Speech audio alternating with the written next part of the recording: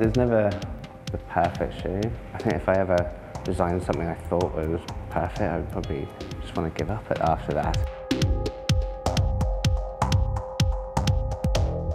I've always been interested in design in general, anything really from architecture to cars to furniture.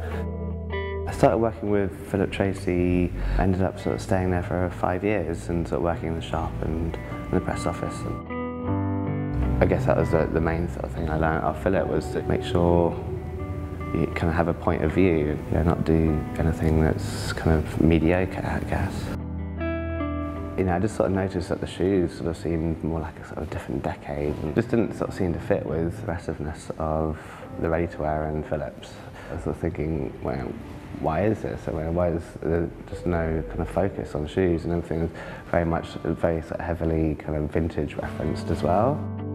I don't really reference anything. I don't go out there researching and stuff like that. I'm just sitting down with a pad of paper and just trying to doodle and making shapes and just drawing like hundreds and hundreds of pictures, and you start to sort of see things. You see, oh, that was quite an interesting kind of shape or concept, and kind of develop it more from there, kind of organic sort of shape.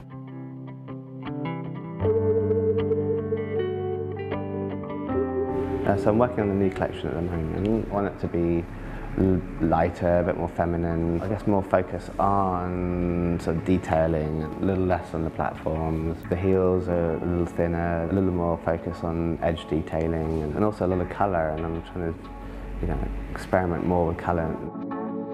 I think women love shoes for a couple of reasons. The height of a heel is kind of restricting. Makes you rely on your shoes, and sort of sense of security. Makes your back arch and your calves lift up a bit, and just can really sort of accentuate the kind of curves of the female body. More than any kind of other accessory or piece of apparel, I think it can, it really physically changes the way that you are.